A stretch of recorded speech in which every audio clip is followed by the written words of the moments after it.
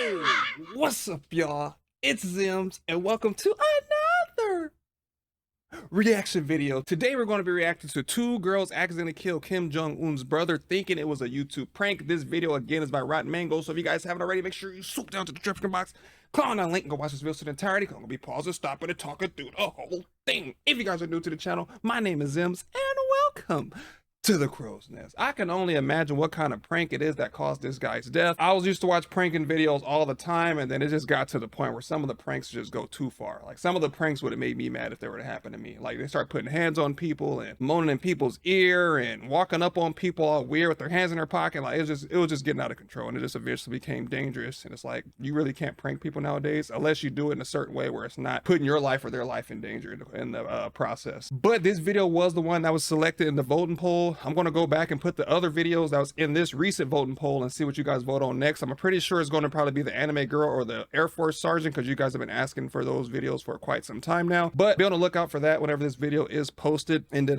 we'll go from there. But for now, let's get it. This one's a doozy. I don't even know what to tell you. Mr. Kim Chol was standing at the big screen in the middle of the busy airport in Malaysia. And lucky for us, since what's about to go down is happening in a busy airport, we have all the CCTV footage of one of the most insane murders that we've ever covered to date. But back to Mr. Kim Chol. He had just checked in his bag. He's standing there hands-free. All he has is this black backpack that's slung over one shoulder. This black backpack is going to be very important, so keep this in mind. Okay. Now, he had just been on a solo trip to Malaysia. It was fun, but he's itching. He's itching to go back home to his wife and kids in China, in Macau, China. His eyes are scanning the rows and rows of like brightly flashing numbers, the flight numbers, and he finds his. He memorizes the gate number. He turns on his heel, and right as he's turning, he hears footsteps behind him. But, I mean, that's to be expected. It's an airport. But it's almost like these pitter-patter footsteps, like someone's running up behind him. Maybe someone is missing their flight. Someone's late. What's that got to do with him, right? But suddenly he can't see. Someone's hands are covering his eyes. Like, if you were to run up to your boyfriend and you're trying to be cute, you put your hands around his eyes and you're like playing peekaboo, right? Guess who? I don't it's like that. A K-drama moment. But he knew that his entire family, all of his friends, they were in China. As far as he knew, there was nobody that he knew in Malaysia. There was no one who would know him to do this. I never liked that game to begin with in middle school or high school. You come up behind me and put fingers over my eyes and I can't see you, bro. You about to get the donkey kick or the elbow of your life. I don't like that. I don't know who it is, or just don't do it to me, because you're going to be really sore or you're going to be in pain, because I don't play around like that. Before he had time to turn around, another set of hands grabbed his face this time, like kind of covered his mouth. It's almost like someone slapped him without the impact. He felt someone's fingernail uncomfortably poke into his nose, and he tried to grab at whatever was touching his face. He ends up grabbing an arm. And he opens his eyes and he sees this young woman standing in front of him. And he's so puzzled. He'd never seen this girl before, and she looks really young. And all she can say is, sorry, sorry. She breaks free from his grasp. And suddenly, these two girls, they're gone. Whoever they were, they ran up to him, played peekaboo, touched his face a couple times, and they were running off. How old are they? Like early 20s. They look really young, yeah. He stood there really confused. They just put like, something on his what the hell face. just happened? Like, what the hell is wrong with girls these days? Like, stupid kids. And then it started to burn. Like, his whole face started to burn. Wherever they had touched him with their hands, it started to hurt. He reaches up trying to touch his face, and he's thinking, okay, maybe one of the girl's fingernails dug into my nose, and that's why it stings so much. But that doesn't make sense, because my eyes feel like they're about to be on fire. My retinas feel like there is an inferno raging inside of them, like a bonfire. Maybe there was something on their hands, like some sort of alcohol residue or something, because why would it burn? Kim Chol beelined it straight to the airport's medical center. He told the receptionist that someone had come up behind him, attacked him, and now his face is burning and it was very hard to see. He didn't know Malay, but he knew a little bit of English, and he hoped that she would understand, so he kept screaming, very painful, very painful. I was sprayed liquid. The first thought everyone had was, maybe it's acid. Maybe this is an acid attack. The receptionist looked carefully, but his skin didn't seem like something had happened. It looked normal, so it didn't seem like acid, and he was walking and talking just fine, so she did not think that he was in mortal imminent danger. His eyes were a little bit red, but maybe something got into it. So she hit the call button and said, "Okay, Mr. Chol, we're going to wait for the next doctor to be with you. It's an airport hospital. We don't have a full staff. Please sit down." He sits down in the waiting room, and after a few minutes, the receptionist peeks over her desk. Mr. Chol is not sitting up in the chair anymore. He's slumped down, shoulders below the top of the back seat, almost falling out of his chair. He looks like a drunk man. Oh, His wow. head is kind of tilted to the side. He was unconscious. The nurse is pressing the emergency call button. She's rushing out from behind the desk. She takes inventory of the situation, and it's bad. He has tense muscles, ragged, shallow breathing. He's not responding to any verbal or physical cues or stimuli. I feel like they did something to him and he was allergic to it. My guess is it was some kind of pepper, or they ate peanut oil or whatever. They might have did something and it caused an allergic reaction and he's tensing up like this. That's the only thing I can think of, unless they just had some type of chemical when they did it and they thought it was going to be funny. But right now I'm thinking it's an allergic reaction. But if they did put some chemicals on their hands and they didn't know what kind of chemical it was, then that's outrageous. And I don't think that should be considered an accident, because if you're going to put something on somebody's face, you should know what you're putting on their face and you should know if they're allergic to it or not, especially if you're doing it to a stranger that you don't even know. Within seconds, an ambulance was at the door, ready to take him to the nearest major hospital. They slipped an oxygen mask over his face. His whole body was unresponsive and limp. In the span of 30 minutes, this man, Kim Chol, had been murdered in broad daylight at a busy airport. That's not even the strange part. That is the tip of the iceberg, okay? The attack in the airport by these two female assassins lasted less than 3 seconds. It was perfectly synchronized. Two women had delivered a fatal dose of one of the deadliest poisons known to mankind by smearing it on their hands and thus smearing it on his face. What was This it? poison had been outlawed by the Chemical Weapons Convention in a treaty signed by just about every single country on planet Earth, including Malaysia. Governments were not even allowed to stockpile this weapon. It was that dangerous. The US at one point had a big stockpile, and after they signed this treaty, they dumped it in the ocean. They put it on a bunch of ships and sank the ship. No Deep way. in the ocean. This is a man-made weapon, a chemical weapon of mass destruction. And it's like baby oil, just an oily substance. But now it had been used to kill this random man in an airport. More curious than that is, why did the two women kill him? Are Yeah. they unhinged? What happened? These two women had never met each other before this exact moment that they had worked flawlessly to murder a random innocent passerby. They could have targeted the young woman walking out a baggage claim. They could have targeted the mother with her stroller nearby. Why did they choose this man? Was it random? Maybe not. The authorities opened this man's, now dead man's, black backpack, the only thing that he had on his body, and they found 4 different passports, all fake, 4 bricks of $100 bills totaling to over 100,000 US dollars, Wow. and get this, 12 vials of a substance called atropine. Atropine is the antidote to the same very toxic, very illegal chemical weapon that was just used to kill him. What? Exactly. What is going on? So many questions. The authorities didn't even know exactly who this man was for a minute there because he had 4 fake passports in his bag. Well, it turns out, and it's very quick to get to this, but turns out this guy's real name wasn't Kim Chol like it was on his passports or his fake IDs. His name was Kim Jong-nam. Sound familiar? No. Older brother to Kim Jong-un and original heir to the North Korean dictatorship. No freaking way. He had just been murdered by 2 girls who would swear it was an accident. These 2 girls would be known as assassins, but they came out and swore to the world that they thought that they were part of a YouTube prank video.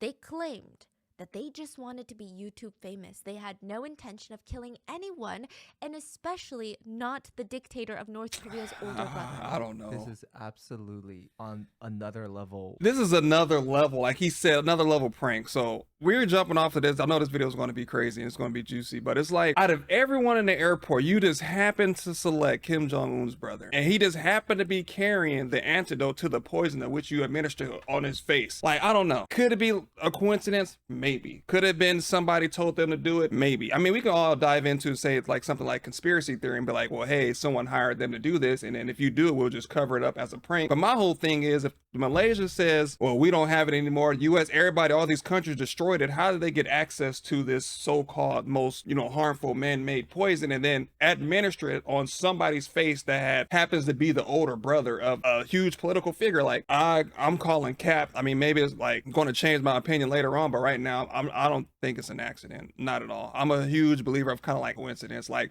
whipped cream, I get it. Lotion, maybe, but deadly poison that's been counted all over these countries, no. Unreal. If this was a movie, I would say this is unbelievable and stupid. But this is real life. The two girls said random men had approached them offering to pay them money to be a part of their YouTube prank videos. Caught it. All they had to do was go up to strangers and touch their face with baby oil on their hands. So did these two random girls who wanted to be on YouTube really assassinate a member of the Kim dynasty in North Korea? Or is there a lot more to the story? This is the story of the world's most unexpected female assassins. So I'm just going to give you the information, but you're connecting the dots at your own risk, and any and all conclusions are alleged. So with that being said, let's get into it. You're going to hear my opinion. Are they aspiring YouTubers or are they female assassins? That's the question the whole world wants to know. Because the YouTubers that they're working for, the men that hired them to do these YouTube pranks, who are they? Well, come to find out, they're North Korean spies.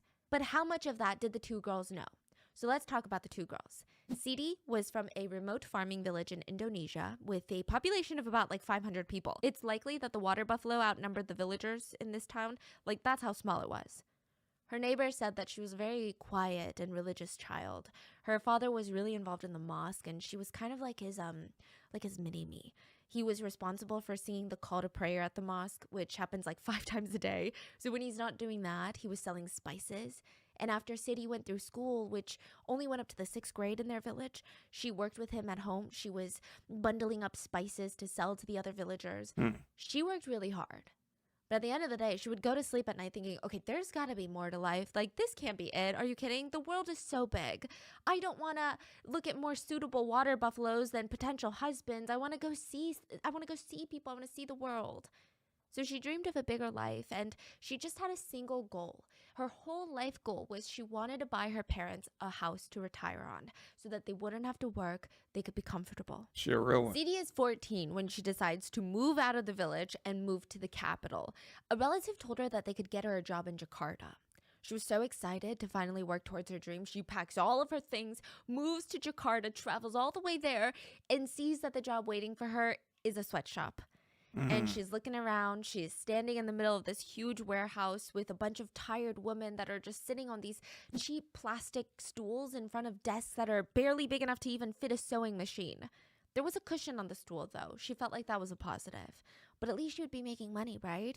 I mean, it's not the most glamorous job, but it's something. Yeah. So she sucked up her pride, got to work. She worked 16-hour days every single day, no weekends, no windows. And at the end of the month, she would send all the money back home to her parents. Yo, she's a real one. I be over here complaining about 12 and 13 hours, bro. 16 hours and through the weekends, and she's sending all that money back to her family, bro. If you were watching this video and you're out there doing that, man, my hat's off to you. I could not do it. Not the whole family part. I'd love to help my family, but the whole 16 hours, no breaks, no benefit. No. Heck no, because in those sweatshops, if you injure, you can't work, you get the boot and they bring in the next person. It's not like, no, oh, here's your paid time off, take some time off and come back when you're healed. No, it's none of that, bro. It's like either you can work or you can get the step in. She's not going to try to want to move back home. And then moving out at 14 takes a lot of brass. I don't think I could have done it. I definitely could not have. But I'm definitely want to find out a little bit more if they were spies or if they're YouTubers. My thing is, if they were YouTubers before the incident, I'll kind of be like, okay, I can see that. But if they don't even have a YouTube account and that happened, then it's kind of like leaning more to the conspiracy side. But then if it has to do a lot with money, then maybe that could have been their kind of like, okay, this is my window, right? It's kind of like, oh man, I always want to be a model. And someone come up to you like, well, if you want to be a model and you do this, and they freaking empty out your bank account or something like that, So it's possible. We don't know. Don't let age fool you. A lot of these assassins and hitman and people like that are usually trained at a young age because they retain information a little bit better. That's why there's kids out there that are 10, 9 years old that can outshoot me and out wrestle me any day of the week because they train trained for that at a young age. So don't let the whole, they're come from a small farm and they're 20 years old, kind of like deter you from the fact that they could be potentially be a hired assassin as well that was working alongside the spies that were mentioned earlier in the story. She did this for 2 years. The other ladies at the sweatshop felt like she just didn't talk enough. She was very shy. She kept to herself, never did any small talk. But after a year or so of working there, all the women started whispering about her. You know, I saw her at the market with the sweatshop's owner's son. That's crazy. Within months of dating, she ends up getting married to the owner's son. She was still 16 at the time, and a lot of these older women, they were whispering, you know, what do you think made them want to get married so bad? Why were they rushing? Soon enough, they had their answer. Sadie had given birth to a baby boy. The sweatshop went bust in 2010, so Sadie and her family, like her new husband and her son, they moved to Malaysia for better work opportunities. Her husband tries working at restaurants, and Sadie doesn't have any prior work experience. All she had was the sweatshop, and there were no jobs for her in Malaysia. A single waiter's salary is nowhere near enough to support the both of them and the baby. So what does she do? She's 18. She thinks of the only way to put food on the table. She gets into work. Now, the family was able to keep afloat for a bit, but this is the sad part. Sadie wasn't even doing this because she enjoyed it. Like, she's doing it to put food on the table to support her family. One day she comes home from work, her husband slaps divorce papers down on the table. She moves back to her village with her baby, and she just feels like, I had a taste of that big city life. I went through the motions. I saw these professionals. I saw these big, tall buildings that look like they're going to touch the sky. I saw these people living in these fancy, luxurious apartments, and I want that life. And like coming back to the village now, it's just not doing it for me. And she felt like, not only do I want that life, but I want my son to have that life. So she sent her son with the husband or the ex-husband to be raised. She just felt like there were more opportunities that way. And Sadie keeps thinking of ways that she's going to get back into Malaysia and get back into the workforce. And once she gets back, again, she finds out that the only available jobs for her with her work experience and connections were in the industry. So she starts off as a spa masseuse. She slowly rises to doing online escorting. She charges almost her entire sweatshop monthly wage for one session.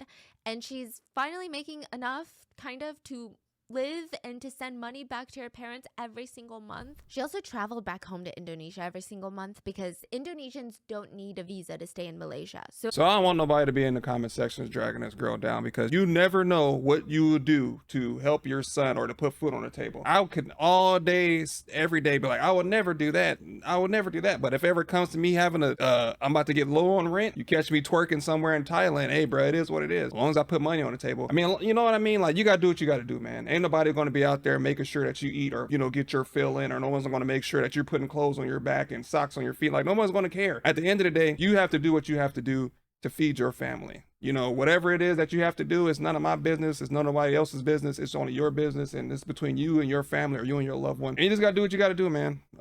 You know, everybody is not blessed to be in certain positions. So at the end of the day, I mean, do what makes you comfortable. If it makes you happy, like she said, she didn't want to do it, but you have to do it, man. Like, I don't know. If it comes between me starving or me eating, then hey, I'm going to be out there twerking on Thailand or somewhere out there doing something on a stripper pole if I have to. They'll call me Big Daddy Zems or Woody or something like that. I don't know. As long as they're there for less than 30 days, it's fine, which means every 28 days or so, she would have to leave the country and then re-enter. So she would go back to Indonesia, and she said that it was just rough.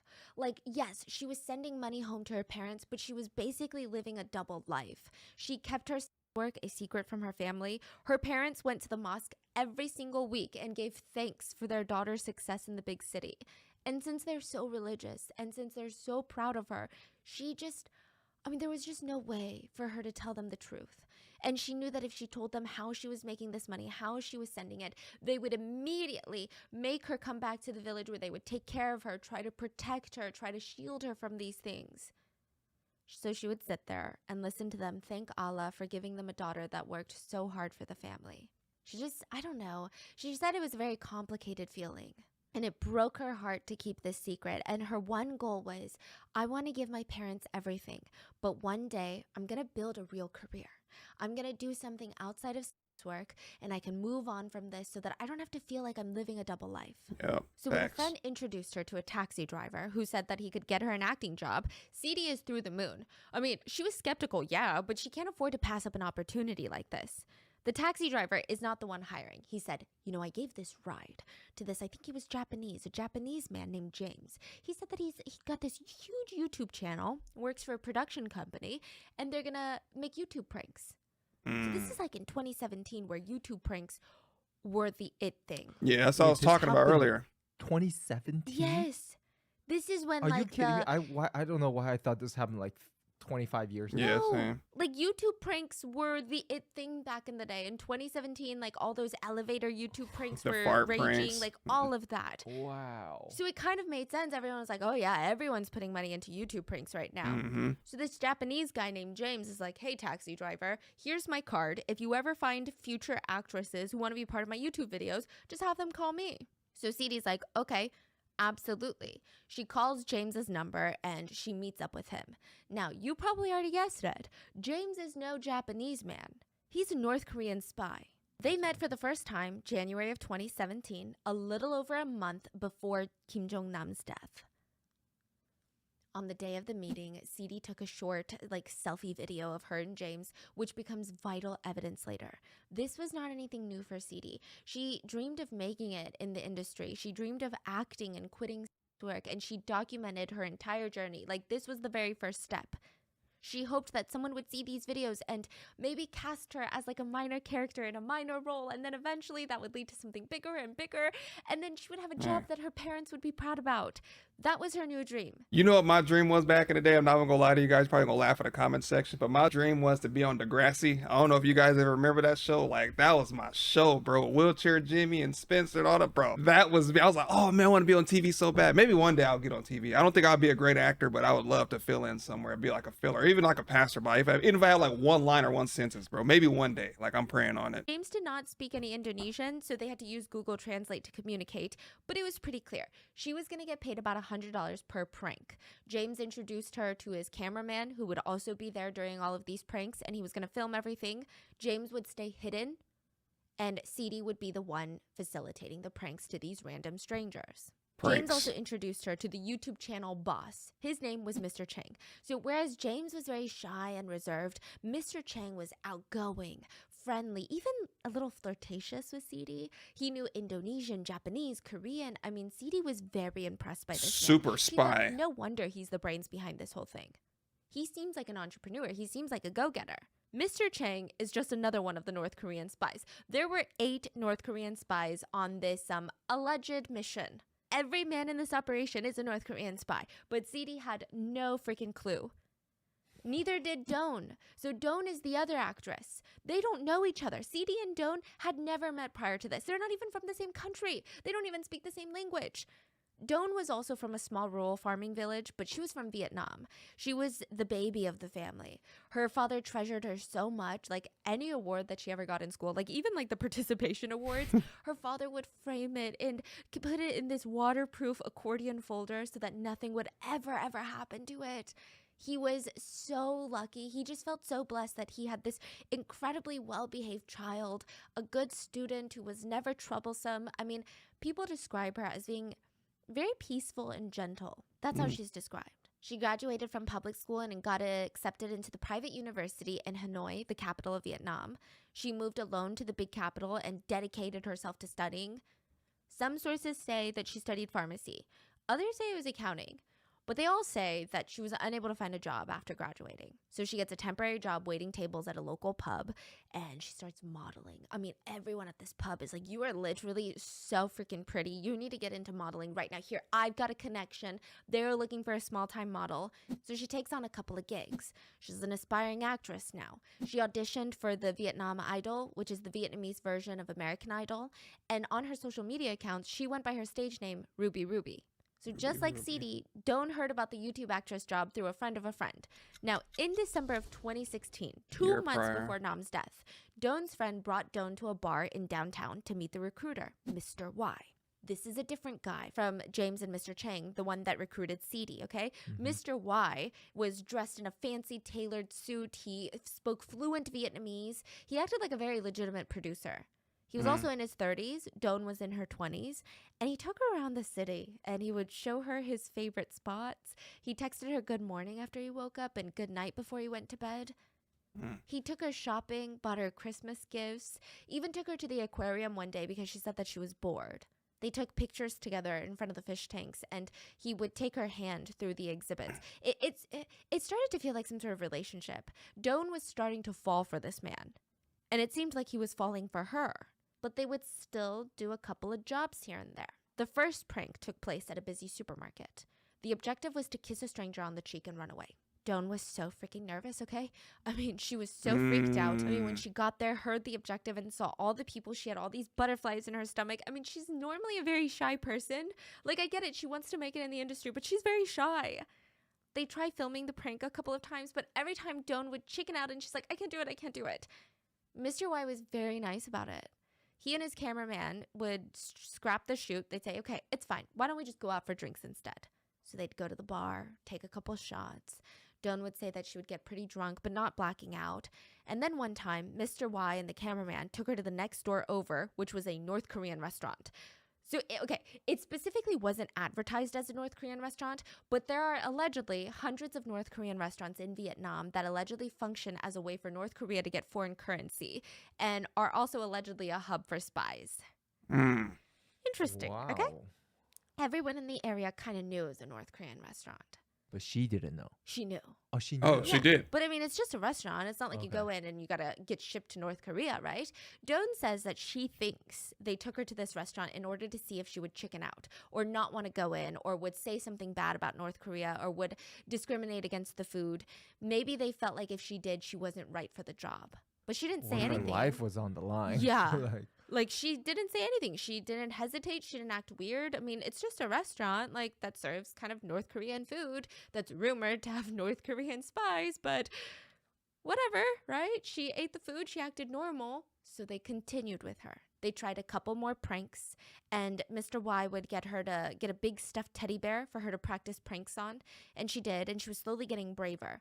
Mr. Y told her the next one would be international. So, as you guys are noticing, or probably haven't noticed, they're using real outlets like taxi drivers and business owners and stuff like that to pass out cards to these pretty much gullible, desperate, I want to be famous one day type individuals. And they're using that against them. So they're starting off really, really small. Like, hey, go kiss them on the cheek. Hey, use this teddy bear. Or, for example, hey, throw this water balloon at this person to run off. They're using small pranks to kind of get her to, like, believe them and kind of be a little bit braver. And then now they're going to go into, like, kind of like, okay, now we need you to do this. So that's what I'm thinking is going to happen. I'm feeling like they're kind of trying to mold her into being like, okay, she's ready now. She believes us. She believes the camera. She believes all this other stuff. So now let's get her to put this baby oil on her hand and go over there and rub it on this guy's face, right? But the one thing that also raised red flags to me is that this dude that's apparently a North Korean spy is taking you to a bar of which is filled with North Korean spies, and that doesn't raise any red flags for you, right? But as her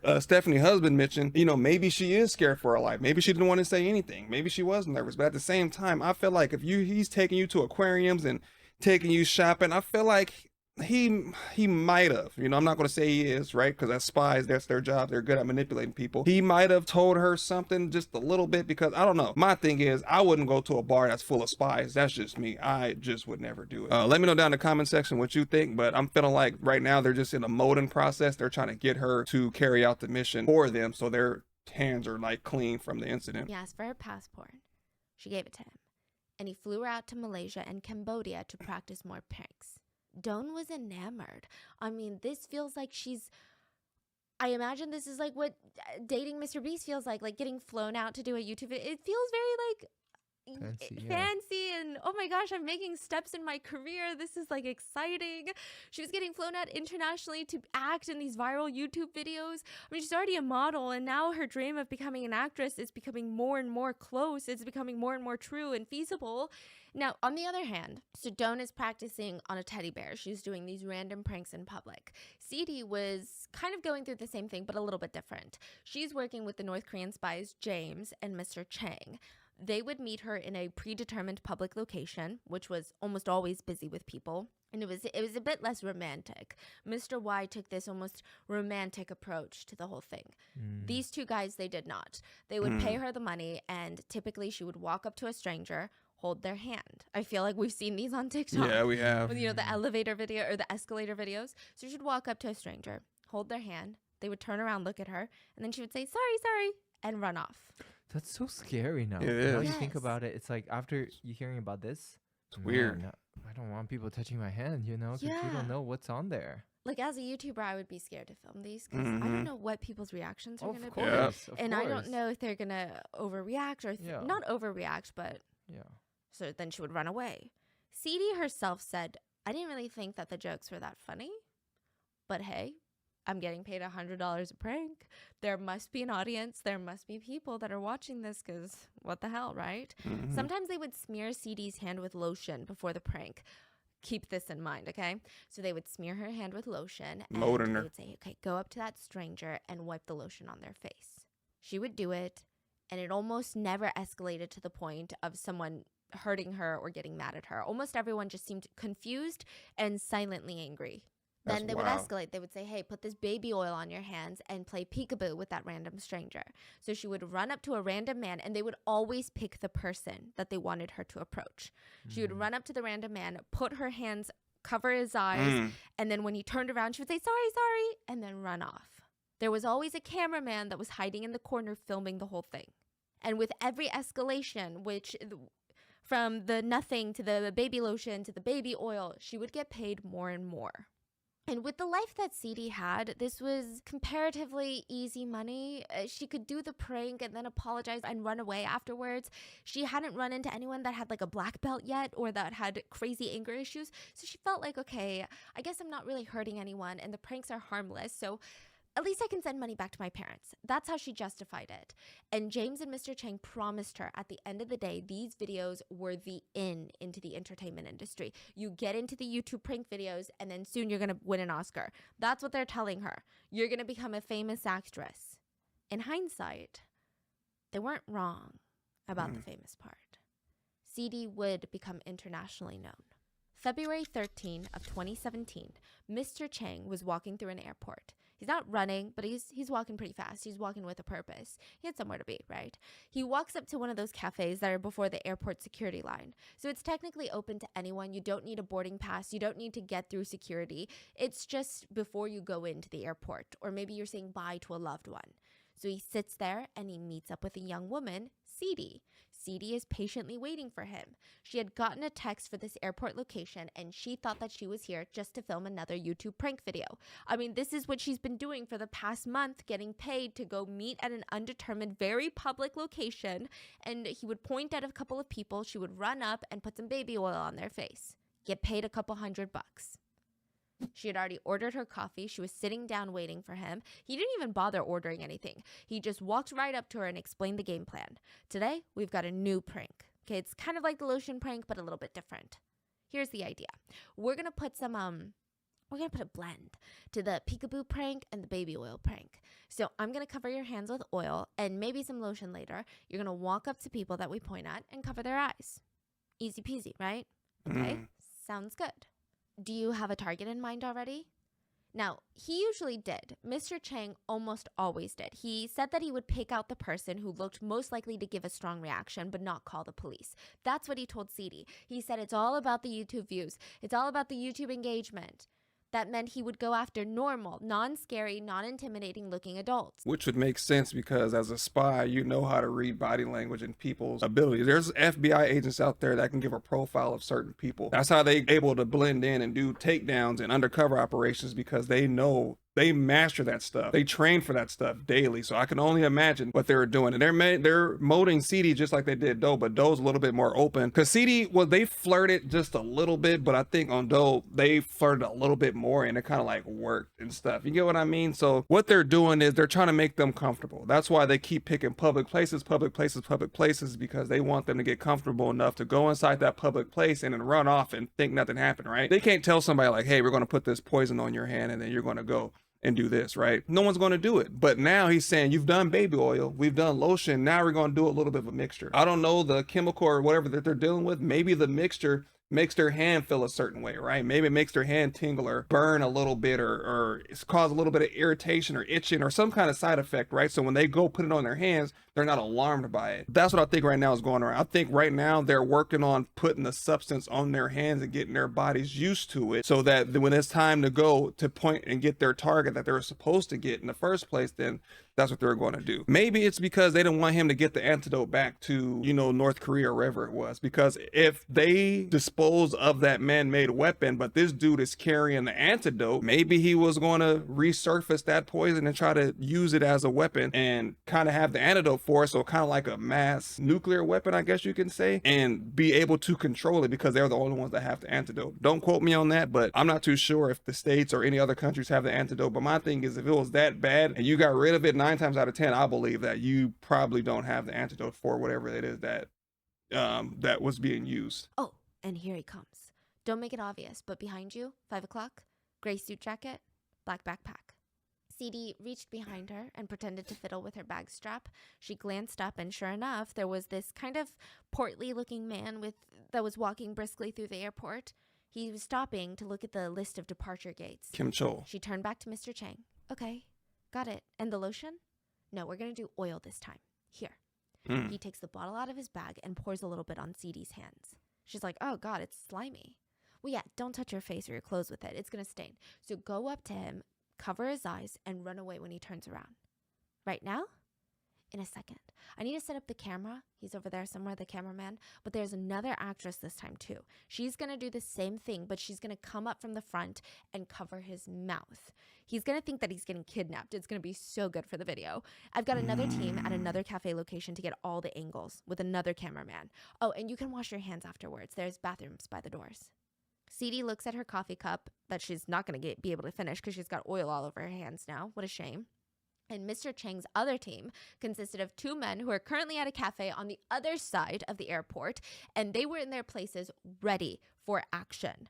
On the other side of Terminal 2, Mr. Y was talking alongside Doan and a couple other North Korean spies, keeping a lookout. Right before 9 a.m., all actors and crew take their places. The girls are hidden behind columns on opposite sides of the check-in desk. And minutes later, when Mr. Chol walks through the doors, CD Doan and all of the North Korean spies track him with their eyes. The girls wait for their signals. Mr. Chang gives the signal. CD runs out from behind the pillar and towards Kim Jong-nam. We're going to call him Nan. He turned the other way, but he didn't see her coming. He just heard her steps, and in less than 3 seconds, he felt a pair of small hands covering and smearing oil onto his eyes and face. He's like, what the hell? Mr. Y gave the signal that he saw CD rush out. Less than a second after CD, Doan approaches Nam from the front, and she places her hands on top of his face, almost like on top of his mouth and nose. Like a ceiling. Why do they need 2 girls? Is it like a there's insurance? a reason. So I think they needed 2 people because they had to get it in the system a certain amount of dosage probably. Because if you do it right here, it's getting in his nose and his mouth. If you do it right here, it's getting in his eyes. I think those are the more receptive areas for the poison to work faster. That's just my opinion on it, but we'll see. after CD covers his eyes and she walks away saying, sorry, sorry, Mr. Y gives the signal. And Doan comes out from her side of the pillar, which is now in front of Kim Jong-nam. Mm-hmm. She walks up to his face and kind of places her hand on his face, like covering his mouth and his nose. And in less than 3 seconds, he felt 2 pairs of hands just all over his face, and he has no idea what the hell is going on. What's his reaction? His reaction is like, what the fork is wrong with these girls? So he's not alarmed. I don't think he's alarmed to the sense like, I'm being attacked. I think it was more of like who do these little girls think they are, like messing with me right now? Like maybe he thought, I don't know if he went as far to think it's a YouTube video, but I would imagine it's kind of how we would react of like, are we getting pranked right now? Like, this is really weird. Yeah, okay. They didn't seem like these crazy assassins. He's not thinking, oh my gosh, they're going to kill me. It's just like, who are these little girls? Like, what are they doing to my face? So he grabs Doan's arms because she wasn't able to leave fast enough. CD was able to run off. And he's like, who are you? She's like, sorry, sorry. She wiggles out of his grip and runs away. CD is long gone at this point, and the both of them, they make a beeline for the nearest bathroom to wash the oil off their hands. This, again, is all caught on CCTV. What the girls didn't know was how close to death that they were that day. Instead of baby oil or lotion this time, because you were asking, why are there 2 girls involved? The chemical on their hands were two different components of a chemical called VX, Venomous Agent X. This sounds like it's out of a Marvel movie, but it's real. VX is an odorless, tasteless, amber-colored liquid that has the same density of water, but it's oily. If you were to see a bottle of it, you would think that it's apple juice, but in oil form. Maybe you would think it's like dirty frying oil. If you inhale it, if it touches your skin, if it goes into your nervous system in any way possible, in a matter of minutes, it breaks the connection between your brain and your muscles. What does that mean?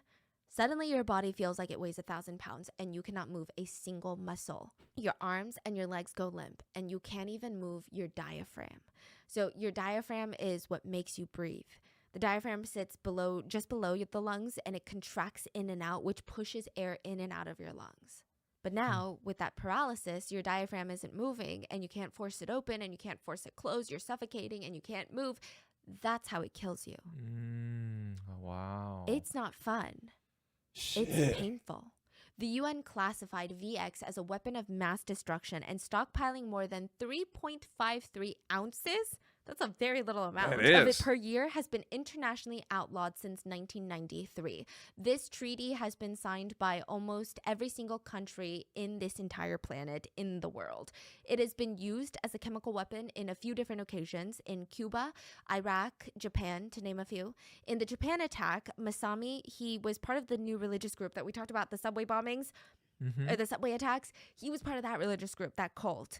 He sprinkled VX onto the neck of a suspected spy, and he killed them.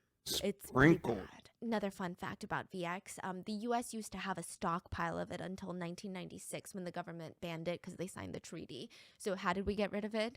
The military employed the good old chase technique, a.k.a. cut holes and sink 'em. Chase. AKA, they filled old boats with this deadly chemical weapon, pushed it out deep into the Atlantic, and then sank their ships. They sank a total of 124 tons of VX into the Atlantic. Jeez. I mean, it's better than using it on people, right? But I mean, in the Atlantic? 124 tons? Yeah, I can't even give you a calculation on how many people 124 tons of VX could have killed. The whole if it planet. was in the wrong hands. Oh my God, that's horrifying to think about. Yeah.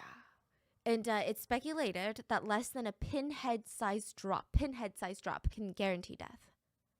So think about how much damage 120. I mean, you could wipe out an entire nation.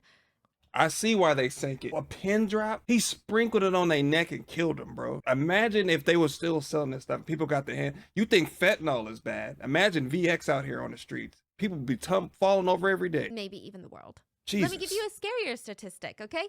North Korea has somewhere between 2.5 to 50,000 tons of VX. North Korea has about 45 million times the legal dose allowed to be held by any country in the world. And if you already were kind of questioning humanity, this is all human-made. It's a synthetic chemical. It's man-made. Humans are really out here ruining everything.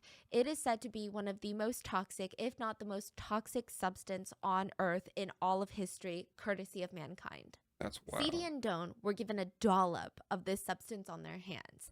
They were told to go up to their target and smear it on his face while they film it. It would be a hilarious prank for their YouTube channel, they said. Look, I too was wondering, how the hell did these two girls not plop dead? What? So think of VX as being able to be broken down into two components, both in oil form. So you have one half of VX, let's say the V, then you have the X. That's not how it works, but just to make it easy to visualize, right? Now, those two together, deadly. By itself, not deadly. That's freaking crazy. So think of it as halves. Each girl has half the formula. And when the two are mixed on his face, they form the deadly combination. So when Doan was the second one touching it, that means she has that. Dawn was the lethal blow. Let me explain, okay? So Sadie would have one component smeared on her hand that is not lethal. She swipes it on Kim Jong-nam's face, runs to the bathroom to wash it off. Dawn would come up with the second component, smear it on his face. Combining both of them on the surface of his face would result in his death. And also Dawn would have some of that residue of deadly VX on her hand since she was the second girl to go up. Meaning she could die, right? How did she not die? Just pure luck. Pure luck. Seedy did not feel any effects because she did not have both components. Dawn, on the other hand, had both, but she just ran to the bathroom. Both girls said it just felt really slimy and gross. It was very unpleasant. It's not even just like oil on your hands. It was just really nasty. And there was almost like this weird gassy smell to it. They didn't like it. That's wow. That's pretty much saying like he gave CD X and then gave Dawn Y to make Z. That is a crazy master plan that they developed over all this time, bro. That's insane. It's sad, but at the same time, it's like you gotta respect the plan. Like it was a mastermind plan. The only downfall was that I think they showed their faces, you know, and I think they all got caught up in it. But they didn't care about Dawn at all. Like they were just like, if she dies, she dies. They literally sent her out of there and be like, hey, that's what they told her. Like you better get to the restroom as fast as you can after the prank and wash that stuff off your hands, like immediately. And she just happened to get lucky because dude, like you say, he sprinkled some. She had the whole thing on her whole hand. She had the V version and the X version on her whole hand, and she had to run into the restroom. Imagine she bumped into somebody on the way to the restroom, like, oh, sorry, excuse me, and she touched them. She would have killed another person, and somebody else like, bro, this could have been completely wrong. What if she was like on her way to the restroom, like, that was funny, and then she wiped her eye or something? Like, man, you could just sit here, just imagine, like if you're watching this video, just play scenarios in your head of what could have gone wrong. Like what if he would have went like this and he pushed her back and her hand would have hit her face or something like that, or he went and touched the nurse or something, he wiped his face and he was like, oh man, he touched somebody else. Like it would have been spreading throughout that whole airport. It sounded like if Dawn like touched her face a bit. Oh, it was a wrap, right? I mean, game over. So there was like 2 strokes of luck in this situation. So the first stroke of luck is that Dawn saw a bathroom right next to where she had done this, pretty much, like on the other side of the lobby. So she half ran towards it, not wanting to look suspicious. There was no line, which is usually not a thing at airport bathrooms. So she just went right in and washed her hands. Now, a thing about VX is that it is very dangerous, okay? But it's also completely able to be washed off with some good old soap and water. Dawn did not experience more than the tiny effects of VX because she was able to wash it off in time. And then the second stroke of luck was that the skin on your hands is some of the thickest skin that you have on your whole body. So it would take much, much longer for it to seep into her body. Kim Jong-nam would not have this luck on his side. His face. He felt the effects within a minute. The quantity of oil on his face was much higher than the pin drop lethal dose, and face skin is actually very thin, especially around the eyes is some of the thinnest parts of skin on your whole body. It's been said by experts that the fastest way to absorb VX into the bloodstream would be through eye mucus. You get it a little bit in your eye. Your eye is basically an extension of your brain. Just goes straight into the bloodstream. So I guess my question is, does he know at that moment, since he's from North Korea? He had no idea. Because he has 12 vials of the antidote in his backpack. Why does he have that? He anticipated this? Yes. He had no clue who these girls were. He had no clue what they had put on him. He probably thought it was some sort of rubbing alcohol or some sort of acid. If he had known it was VX, he had 12 vials of the antidote right on his back, and instead of using it, he rushed to the medical center. That is crazy. Maybe he didn't know the effects of it. Wow. So he's anticipated to run into these type of scenario during this trip. Not even just this scenario, but he just anticipated that his brother would kill him. Because I thought that he thought maybe North Korea was trying to kill him, or someone who hates North Korea was trying to kill him. Kim Jong-nam had been telling all of his friends for the past 6 months prior to his death that his brother, the North Korean dictator, was out to get him. But why would this guy want his brother dead? Why would Kim Jong-un want his brother dead? None of this would have happened if not for Disneyland. You're like, what the hell does North Korea have to do with Disneyland? Just about everything, okay? Kim Jong-nam, the one that was murdered at the airport, aka Nam, he had been primed his whole life to take over. He was the eldest son of his dad / the former dictator. He was going to be the next dictator after his dad. It was his birthright. At this point, he had gotten married, he had several kids, he was being groomed by his dad to take over. So this is when Kim Jong-un is not the dictator yet. Their father is the dictator. And he's picking out which son is going to be the heir. And it was most likely going to be Nam. He's the eldest son. He's the firstborn. It just kind of made sense. But he did have some problems, okay? So his mom was his dad's mistress. And she had just recently defected from North Korea and moved to Russia, which made things a little bit tense between... The mom? Yeah, between Kim Jong-nam and his father. And on top of that, he's not really impressing his dad at work. He's a little bit too liberal for his father's liking. Allegedly, he was influenced by his education in Switzerland. Did you know, like, the whole Kim family goes to Switzerland to study? So, like, you would just be going to school with... Kim Jong-un's kids? Yeah, and Kim Jong-un went to Switzerland to study abroad. I wonder why they go to as a Switzerland. kid, yeah. That is something. But you don't Imagine know- being classmates with them. Exactly. You don't know that they're the dictator's kids. So Switzerland is one of the very few countries that has a North Korean embassy. And so the Kim family would send their kids and they would pretend to just be a son of an employee from the North Korean embassy. And it said that they got along really well with the South Korean kids. The kids of employees from the South Korean embassy. So there's a lot to unpack here, okay? A lot to unpack. But it's said that Kim Jong-nam was a little bit too liberal, and he would frequently question North Korea's political and economic system, so much to the point where his dad, the dictator, was like, hey, do you want to, I don't know, spend a week or two in the coal mines? Because you're pissing me off. AKA, let me put you in a concentration camp.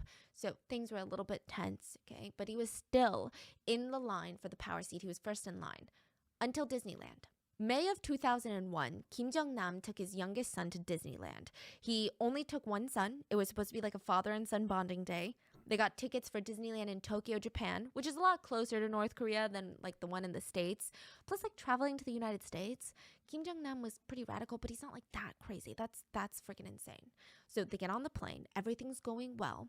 Are they all like secret identity? Yeah, when they they've got like a travel? million fake passports, and Okay. they're really good. But he gets arrested at the Tokyo airport for his fake passport in front of his son. And there's so many layers to how embarrassing this was. It was a passport from the Dominican Republic, and his name was listed as Pangshang, fat bear in Chinese. In Chinese? Say fat bear in Chinese. 胖熊. Yeah, that was his name. Pangsheng. And so that kind of made Pangsheng. him a laughing stock of like, really, you got a fake passport and your name is Fat Bear? Like it's kind of weird. Yeah. You would not expect that from a dictator family, right? Now, that's not the part that people were upset about. North Korea was so upset because Disneyland is the shining jewel. It is the epitome. It is the symbol of the prosperous capitalism of the Western world, aka North Korea's greatest enemy is the Western world. And Disneyland is basically its little mascot. It doesn't matter if they were going to Disneyland in Japan. So this news pissed them off. Yeah, so for the heir to sneak into Disneyland with a fake passport under the name Fat Bear of all things is too embarrassing. It's too embarrassing for Kim Jong-il to take. Kim Jong-il is the dad, right? And Nam went from heir apparent to disgraced son in a matter of hours. Had this Disneyland trip never happened, Kim Jong-nam might be the heir and current supreme leader of North Korea right now, and he might not have been killed in an airport for a YouTube prank video. But because of Disneyland, he never got his chance at the throne. Instead, his little half-brother, Kim Jong-un, would take over. So pretty much it all is based on his embarrassment, just making him look bad. And especially if it's a dictatorship, you wouldn't want somebody that's a liberal running your, I guess, in that political position, because it's going to change the whole history of that nation, of that country. If you don't want nobody come in and try to make it like a republic or a democracy or something like that, or just changing it into something completely different, and dad didn't want that. And Nam, like he said, he was supposed to be the runner-up, but if Kim Jong-un is more about dictatorship and stuff like that, he can't have that happen, because he, like Stephanie mentioned, if he's the runner-up, like he's the heir, like he was supposed to take control of it, but if you're not shining like you're supposed to, he's going to have to take you out, because if he dies or something happens to him, he's going to take charge automatically, because he's the oldest son, whether he likes it or not. So I feel like he hired those spies and he developed a plan to take out that son so Kim Jong-un could carry on his legacy the way it was supposed to be carried, because Nam was not going to do that. He was going to do something completely different, and he knew that. I feel like his dad may have threatened him or done something to him, and he knew the only way they can get to him and assassinate him in a way that no one would notice was through the VX chemical. Because my thing is, they don't have, like, if somebody run up to you and shoot you and something like that inside the airport in Korea, something's completely wrong, because not everybody's walking around with a gun. Knife maybe, but if anybody is, for most of you that don't know, if it's a political figure, 9 times out of 10 they're going to take you out in a way where it's not like suspicious. It's going to look like a natural cause. It's going to look like something that you would not really pay attention to. Like, right when the girls came up to him like, oh, you know, what are you doing, who is that? And they run off. People are like, oh, girls are going to be girls, are playing around. You're not going to second guess it. You're not going to, you're going to overlook it, because it's just something normal that happens all the time. Kids play around a lot. You're not going to be like, well, those 2 kids are about to assassinate that guy. Like, No one's doing that. Now, let's say two grown men run over there and put his hand and mouth over their face. Everybody's gonna be like, oh my God, what's going on? But they used two girls that were kind of like slip under the radar and get the mission done on behalf of what I think it was Kim Jong-un's order, or his dad's order, in order for Kim Jong-un to take that spot so that he can carry on. And then when he's done, then he's going to pass to his son, and then his son is going to keep carrying on that way. But that's just my opinion. Right now, it's looking like they had really nothing to do with it. But we'll see as more information comes out, because you know Stephanie always got one extra step ahead of when you actually think what's going on. It's like a big ass turn. It's speculated that Kim Jong-un would have every reason to want Kim Jong-nam dead. His own brother, his own flesh and blood, dead. We covered a bit of the Kim dynasty and their wild parties in an episode covering the kidnapping of a famous South Korean actress. Do you guys remember that one? I didn't see that one. It's like that one was so unhinged. What happens when you have a dictator that's super into action movies and wants to make his own movies but fill it with propaganda for his country that he held hostage? Well, that dictator kidnaps a South Korean actress and her director husband to produce films for him, basically at gunpoint. Unhinged. I can't believe that was real either. But that's Kim Jong-un's dad. And we're not going to talk about him too much today. But North Korea is right now on the third generation of dictators. First, there was Kim Il-sung, and he was the first one, the man in power right after the Korean War. When North Korea became its own country, he started the dictatorship. He had the throne, the seat of power. Then it was passed to his son, Kim Jong-il. And the choice was easy. He had 3 kids. Kim Jong-il was the only son, so he won. Kim Jong-il was not a great guy. Are we surprised? He was famous for having multiple children from multiple partners. Almost all of his children are from mistresses, so none of them are actually from his legal wife, aka the First Lady of North Korea. Even Kim Jong-un. Really? His mom was a mistress. Kim Jong-nam, his mom was a mistress, but Oh. he was well known for a lot of interesting things, like a lot of interesting economic choices that would lead to some of the worst famines that North Korea has ever seen, as far as we know. Between 200,000 and 3.5 million citizens starved to death under his rule. We don't have a more precise number because North Korea isn't exactly transparent about that kind of stuff. I bet. But also there's alleged torture, human rights violations, insane propaganda. I mean, there's a whole deep dive in our Uni episode that I will link below, but he just didn't seem to care about his people. Of course, he just seemed so focused on which one of his kids would take his seat. It's like the real life succession, just a lot more fatal and deadly and terrifying. He thought most of his kids were not suitable for the job.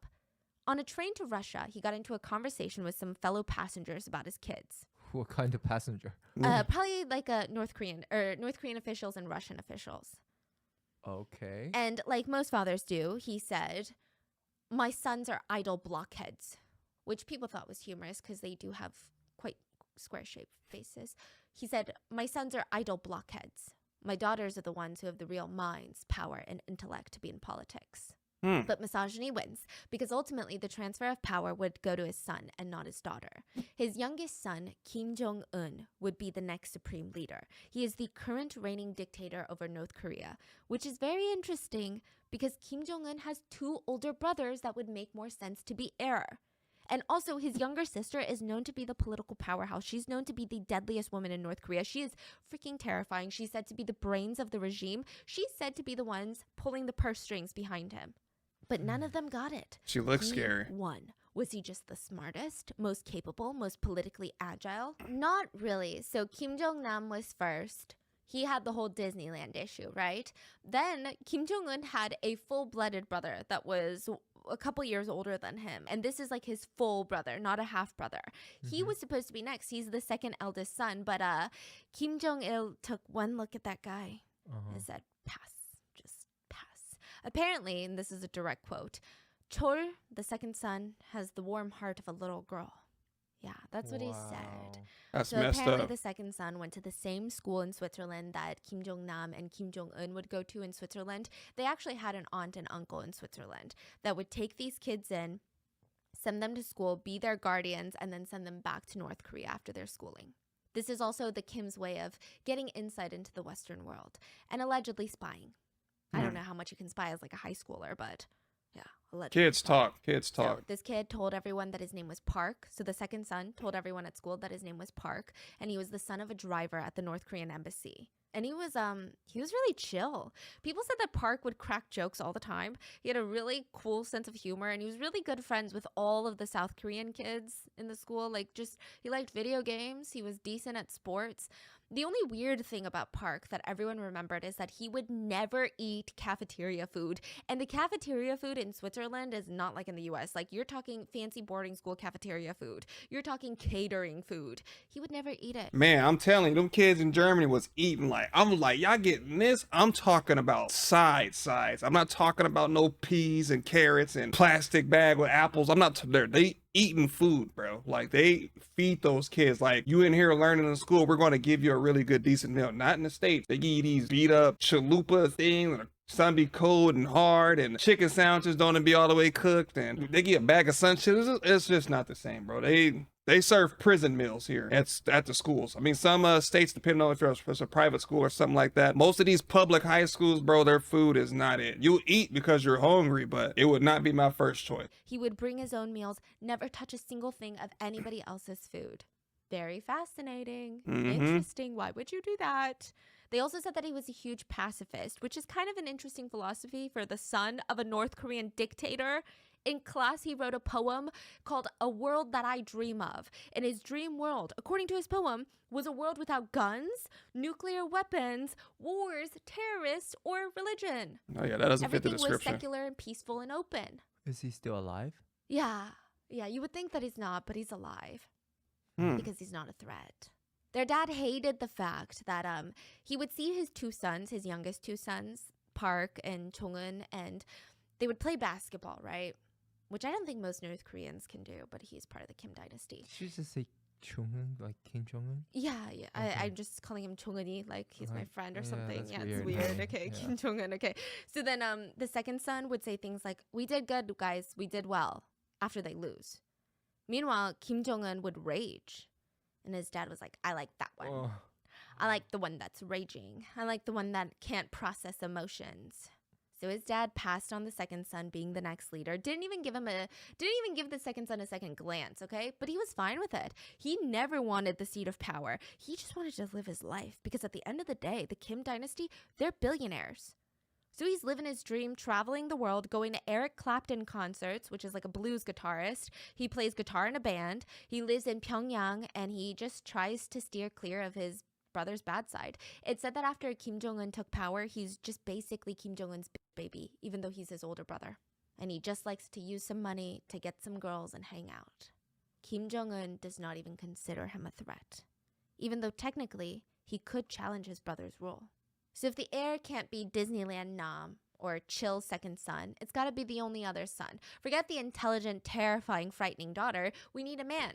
So Kim Jong-un it is. And it's said that allegedly Kim Jong-un's mom, who happened to also be a mistress, was the one who tipped the police off in Tokyo about Nam's fake passport when he arrived. She allegedly knew that Nam was in line for succession, and if he was internationally embarrassed, Kim Jong-il would never allow him to take over. If Kim Jong-il chose one of her sons, she would go from mistress to mother of the dictator. So her bloodline would be half of the royal bloodline in North Korea. So in North Korea, there is no voting, obviously. No one really gets to choose which Kim is the most competent at taking over. As long as you have 50% of the royal Kim blood, meaning you are a child of one of the Kim members, you can go for the throne. You have a chance. So that's why even though she's a mistress, her son can be the next. Wait, so technically, right, hypothetically speaking, it's always going to be a Kim Jong-un dictator then, correct? Because is it just going to stay in the bloodline? So how does that work? So my thing is, let's just say, right, Kim Jong-un steps down and then the daughter has a son, so the son could take his spot, so his son can have a spot. If he has, you get what I mean, bro? So it's like they're never going to come down from power, pretty much. That's the way I'm interpreting it, but I don't know. Let me know what you guys think, or if I'm interpreting that. Like, I know some of you guys are going to help me down in the comment section, but is that pretty much what's going to happen? It's like they're always going to be in charge, pretty much, because they're, as long as they continue to have kids, no one else can kind of like take over, right? I don't want to say king, but technically. And I think that she had been eyeing this for a while now. It's said that ever since Kim Jong-un was born, she would call him my little general, which is a scary thing to call your child. Yeah. And this isn't that important, but just to give you some insight on this guy and how unhinged his upbringing was, guards would be forced to inspect his food which makes sense in case of an assassination attempt, but he also had dedicated guards to handle his toilet. They wouldn't flush it. His dad, the dictator, was very picky and was very paranoid that someone would steal his poop and study it. Like a foreign power would somehow steal the poops of his kids. Study The poop. for what?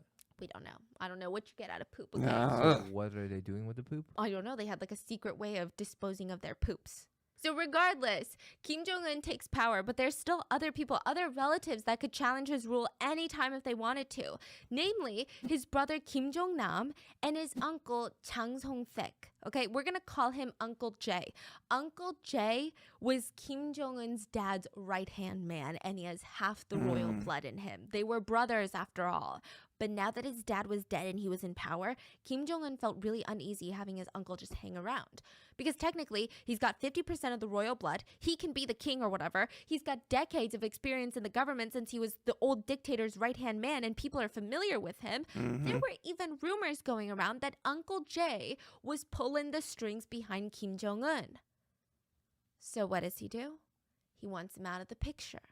He grabs two of Uncle Jay's closest advisors and publicly executes them with anti-aircraft guns. These are anti-aircraft guns, which means they have insane range. That means a bullet comes out of an insanely high speeds and the bullet itself is hard enough to do damage to a tanker, like a moving armored metal object. Imagine what it does to a human body. Oh my God. And they publicly executed Uncle Jay's two closest advisors.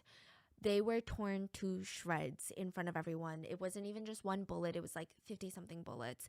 They were ripped apart publicly. They kept firing until their body was literally combusting into pieces.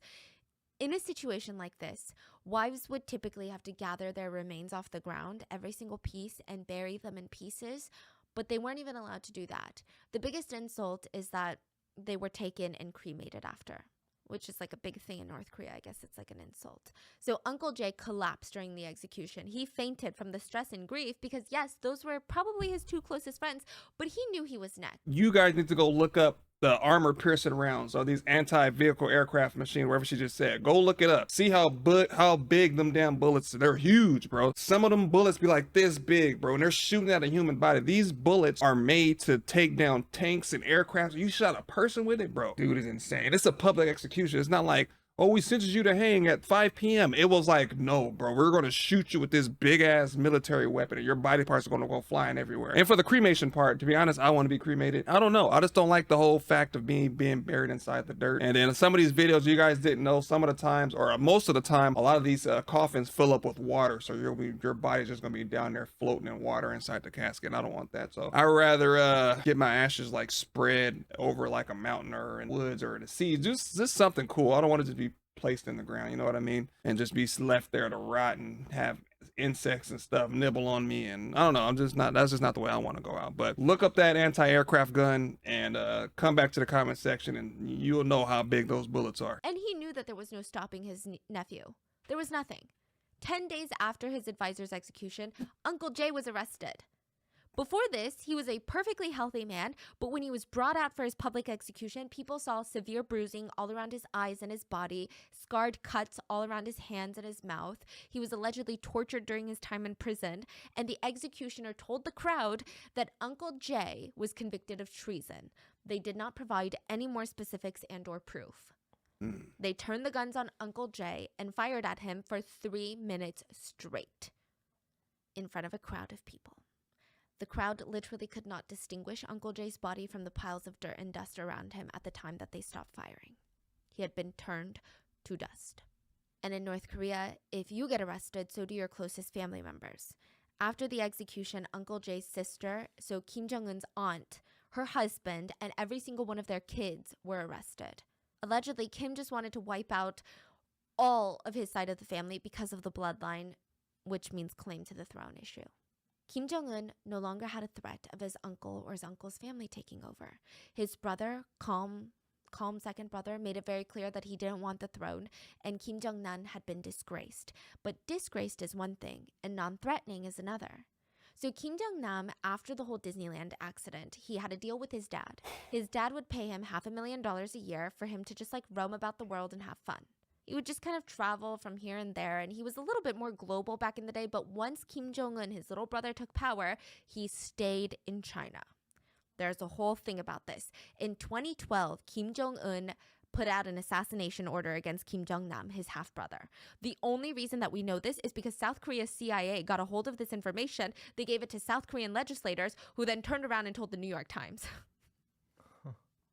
Okay. 2012? Yeah. So like 5 years earlier from his death. Exactly. Kim Jong-nam wrote a letter to his brother, the dictator, begging him to halt the assassination order. The whole letter was not released, but some parts say, please withdraw the order to punish me and my family. We have nowhere to hide. There is no way out except to choose to end it ourselves. So by this point, he's pretty much stationed in China. Kim Jong-nam has nowhere else to go but China. He cannot go back to North Korea because his little brother dictator is probably going to kill him the minute that he steps foot in there. And everywhere else is not that safe. So compared to the rest of the world, China treats North Korea cordially and vice versa. China is also a very strong, formidable enemy. So Nam hoped that he was safe there because his brother had a fear of pissing off China. And if he went into China and assassinated Kim Jong-nam in China, you think Chinese government would be like, oh yeah, go on ahead. Nah, Do whatever you want. they wouldn't let They'd that be slide. pretty freaking pissed. Kim Jong-nam was hiding in China, in Macau, China to be exact, but there were a couple other family members that were in hiding. So there were some that defected to Russia.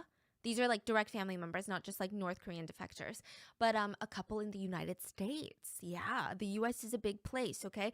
They will shield you, and just like China, it would be very, very difficult for the North Korean dictator to come into the US and kill their family member. If they wanted to, allegedly. So remember the aunt and uncle in Switzerland that would watch all of the Kim's kids while they went to school in Switzerland? Well, they decided that they didn't want anything to do with it anymore. One thing that you guys didn't know about the United States is that they try everybody the same. So whether you're here illegally or you're a natural born citizen, you have the exact same rights as me and everyone else. So if you come and steal, you're going to get the same penalty. You go and kill somebody, you're probably going to get the same penalty. You have the right to get a lawyer. You have a right to, have a speedy trial and all that stuff. But if you do this in another country as an American, shit, good luck. You about to face charges there and have to come back if they even let you go. Have to come back to the States and face charges there as well. So do not do crimes in another country. I don't know why people try to smuggle weapons and narcotics and stuff like that into other countries, not knowing that here in the United States, they'd be like, oh, don't do that again. Or another country, bro, they will throw you under the jail for small doses of whatever it is that you're carrying. So do not do it if you value your life. I don't really know. I feel like there must have been something that happened or something that instigated this, or I don't know, because while they are taking care of Kim Jong-un, so this guy's a teenager right now. He's in their Swiss house, going to the Swiss boarding school. They pack their bags in the middle of the night, take their kids, and dip. They leave Kim Jong-un to wake up so confused what the hell had happened. They actually ended up flying to the U.S., getting help from the CIA to stay hidden. They went to the U.S. Embassy, requested asylum. U.S. granted it to them. They are now currently living in New York City. They've been completely anonymous, just until a recent interview with the Washington Post. They will not share their new names or their faces, but we do know that they're running a dry cleaning business, and they're getting ready to pass it on to their kids after they retire. None of them want a single thing to do with their cousins or their nephew's regime. And it's speculated that's why Kim Jong-un constantly threatens to blow up Manhattan, because he hates his aunt and uncle. But besides that Washington Post interview, they have stayed dead silent. Even in the Washington Post, they really didn't say anything. They just said, we want nothing to do with North Korea. We're just trying to move on with our lives. That's pretty much it. On the other hand, Kim Jong-nam in China wasn't laying as low. I don't think that he was instigating anything. I don't think he was poking the bear, but he would travel around Europe, and in Paris, I believe, he was stopped by a bunch of paparazzi who were like reporters and journalists who were asking, like, what do you think about what your brother just did? What do you think about your brother being in power? What do you think about North Korea right now? And for the most part, Kim Jong-nam did not talk to them. On the few occasions that he did talk to them, however, he always truthfully expressed his opinion, and it was almost always negative. So for Nam to put his own negative opinion out there was a very dangerous thing to do. Hell and yeah. I'm not exactly sure why he did that. Maybe he wanted to get the truth out there somehow to help the citizens, or I don't know, maybe he thought that his brother was just like a little brother, like whatever, little Tong saying I can say what I want. I have no idea. What did he say?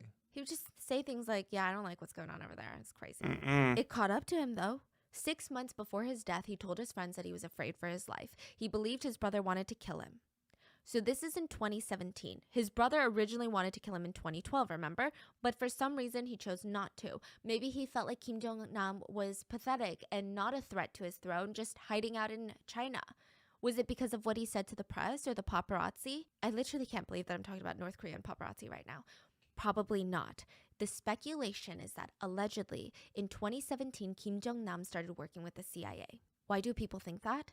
During Kim Jong-nam's vacation in Malaysia, he flew to a resort island in the northern part of Malaysia and checked into a Westin hotel. It is worth noting that a Westin hotel is a very American hotel chain that is a branch of the Marriott Hotels, a very American company.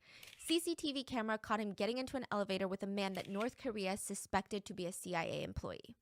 They had a 2-hour meeting in Malaysia. Between him possibly working with the CIA and bad-mouthing North Korea to the media, there is more than enough motive for Kim Jong-un to hypothetically, allegedly, I'm not saying this is true, want his brother dead. So not saying he did it, but hypothetically, how would he go about something like this, right? How would he go about doing something like this? Kim Jong-un is said to be one for theatrics. I mean, look at the way that he executed his own uncle. And we know that his brother Nam was safe in China. And if he was working with the CIA, maybe Nam felt some sort of protection from them too. So Kim Jong-un needed to move quickly because what if Kim Jong-nam was getting ready to be moved to the US? He needed the perfect plan to kill him publicly so the whole world would know, not just Kim Jong-nam, but it would send out a message. This is what a lot of experts believe. It would send out the message. An enemy of North Korea is not safe anywhere, anytime, or with anyone, even if you work with the CIA. Allegedly, Kim Jong-un hatched his assassination plot, and everything that I'm about to say is alleged, by the way. There were 8 North Korean spies that were part of the assassination plot. Mr. Y. Now, if a North Korean spy killed Nam, it would be too obvious who did it, and maybe Nam would even suspect a spy. They moved different. He knew what to look out for in a North Korean spy. He would be ready. He'd know exactly how to react. He had vials of the antidote. He would probably take the antidote right away. Now, for a job like this, hypothetically, they would need someone that was unassuming, someone that could be easily looked over, someone that Nam would never be suspicious of. Kids. Women. Average, gullible, easy to blend in women were the Called orders it. given to the spies. Called it. Now, I'm not saying that today's 2 women are these things, but at this stage in their lives, I would say that they weren't as established in their careers or their social circles yet. They were quite vulnerable. Now, set the scene. They can't just kill Nam in China. It would be a diplomatic nightmare. And China is the only country, really, that North Korea really cares about because of their trade relationship. When Nam flew to Malaysia, it was the perfect time. Which, side note, North Korea doesn't have a bad relationship with Malaysia either. So Malaysia is one of those countries who aren't specifically hostile towards North Korea. But China is also a place for United States that's big on trade, bro. We get a lot of stuff from China. If China just one day just decides to stop giving trades to people, bro, we in trouble. Like the US is specifically hostile. South Korea is specifically hostile, you know? Malaysia is not. They actually have a North Korean embassy in Malaysia. So getting the spies into Malaysia, super easy. But killing Nam in the dark in his hotel room would be boring. Would it even make international news? Wow. Would people even really talk about it? Would it instill fear in enemies' hearts? Probably not. They would have to do it public, in broad daylight, in the middle of an airport where you genuinely feel a sense of security because there's so many people. There's so many people who have places to go. There's that police don't in care there. about you. There's so many cameras. The rough sketch of the hypothetical alleged "don't kill me" plan goes like this. One of the 8 North Korean spies that were tasked with Nam's assassination would go and recruit actresses. The real situation was that 3 of them did, right? James, Mr. Chang, Mr. Y. They would need 2 actresses because of the 2 components of the VX. They already had this all planned out. They will tell the girls that they have a YouTube prank channel that's rapidly growing and they need actresses to help carry out some of these pranks. They will do a few test pranks throughout the month or 2 months, and they will pay the girls for all of this. They will continue to do the tests and amp it up and make their story believable. Then they will move on to the real target, the North Korean dictator's brother, a man who could challenge the reign of power. Each of the 8 spies had a role to play. The recruiter will meet with the girls, meeting them, briefing them. Others will monitor the target, keep an eye out on his whereabouts. Another one would be waiting just outside the doors in a car, just in case. And another one would secure all of them a seat on a flight that would leave the country immediately afterwards. Not the girls, though. The girls didn't get a seat on the flight. The girls will just have to go down as the highly trained, politically motivated, evil assassins that took down the North Korean Kim family member. Because, I mean, they're the ones putting oil on his face in broad daylight, caught on CCTV camera. Leave him So out they to had go dry. down for it. It only made sense. After Nam went to the airport medical center, he passed out and was rushed to the local hospital. One interesting thing to note is during the commotions going on, like, no one knows that Kim Jong-nam is in the airport medical center dying right now. No one's even walking by the medical center, except for a man with a black suitcase is walking by the window non-stop trying to peer in. It's said that he is probably one of the North Korean spies to see if it was successful. So authorities very quickly find out what had killed this man. VX had killed him. They waited 9 days to announce it to the public, and the general public had no idea what VX was. But this assassination put it into the international spotlight, along with the suspicion that North Korea had a huge stockpile of VX. Side note, North Korea was very upset that Malaysia did an autopsy on Nam. He said that Nam was their citizen and Malaysia had no right. They said Malaysia had committed a violation on human rights for conducting an autopsy on one of their citizens without their consent. It's in their country. Wow. And the whole world said, I'm not really sure if North Korea is in the position to make human rights complaints. So Malaysia fired back and said, well, he died on our soil, so we have every single right. And we will gladly send his body back to his country or to his family after the autopsy is fully done. Hey, Malaysia, let's go. Malaysia? Yeah, 9 days after the death, the Malaysian police reported a suspected break-in to the mortuary where Nam's body had been held. Is the body taken or? No, but Oh. yeah. 6 days after that, North Korea publicly announced that VX was not the cause of Nam's death. They said that he died of a heart attack evidenced by his history of cardiac issues. That's crazy. Like, everything's on camera. Yeah. But they're like, no, not in this country. Nah.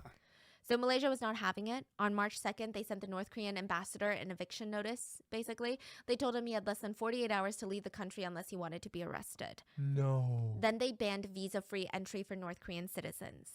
The next day, North Korea retaliated by banning any and all Malaysian citizens from leaving North Korea, effectively trapping them there. No. Then Malaysia did the same thing, trapping any North Koreans in Malaysia.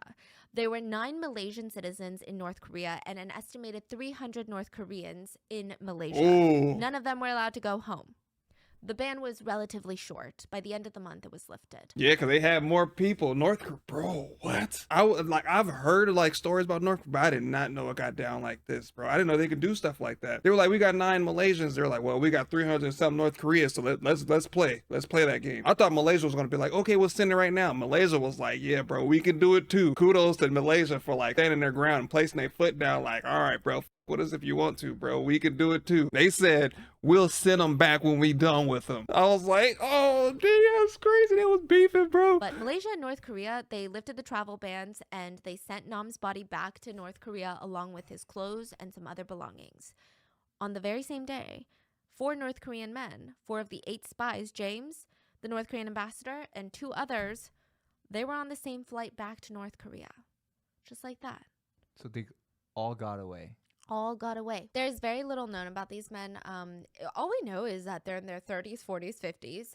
They're North Korean spies. They made it safely to North Korea, and it's speculated that nothing happened to them. They still have their ranks and positions.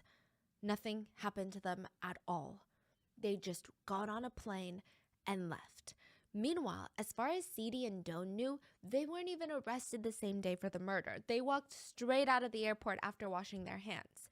They got out, they were looking for the spies, or they were looking for their handlers. So basically the YouTubers. That's who they're looking for. They can't find them. They dipped. And they're thinking, okay, well, maybe the man got mad. So maybe they had to leave. Maybe the security guards came. They were chased off the premise.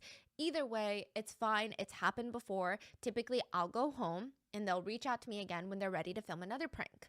So both of them went home. The 2 women went separately home. They're not suspicious at all. They don't even know who the guy that they just touched all over the face was. They waited for the next call for another prank. Meanwhile, the police are combing through the airport security footage. They're working around the clock to identify and locate the women. Airport security footage showed them running up to Nam and putting their hands on him, and it also caught them running to the bathroom afterwards. They get clear images of these girls' faces, and now all they had to do was find them. 2 days after the attack, Don gets a text message from Mr. Y. He said that the video at the airport had done so well that he wanted to film the exact same one at the exact same place. He told her to meet him at the airport in way. Doan got dressed, did her makeup for the cameras, slipped on the same pair of shoes, waited at the airport. He never showed up. He Please. never showed up. She texted him and it said text message cannot be delivered to this number.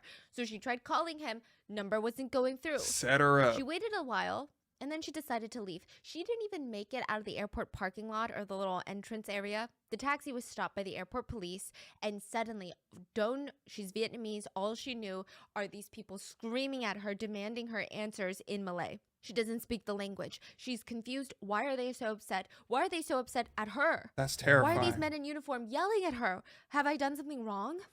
This poor girl is like... Oh, I can't Oh my even God. begin. Malaysian police had arrested her and taken a mugshot photo of her. She still had no idea why they were doing this. Meanwhile, Siti had gone back to Indonesia and was in her room with her roommate when the police came for her. They barged down the door. Where were you February 13th? What? I was at the airport with my boss, Mr. Chang. They brought her in, asked her more questions, and with every question she could not answer, she just saw them get angrier and angrier and more frustrated. And it was just, she was so confused. That's like, why do you care terrifying. about what little old village girl me was doing on the freaking 13th? Like, I don't even work for a big corporation. Like, I don't work for the government. What's going on? And they're like, who's your boss? Mr. Chang. Oh, yeah? Mr. Chang? Why don't you call Mr. Chang? So he's like, okay, yeah, fine. She pulls out her phone and dials his number, and there were 3 beeps, and the automated voice said, I'm sorry, this number is no longer available. Goodbye. The police turned to her, and they were smiling. So the police, they went in with the presumption that this is like a North Korean spy. Mm. You know, not like a little old girl who has no idea what's going on, but probably a spy who's acting like they have no idea what's going on. So they think they caught a big fish. Mhm. Yeah.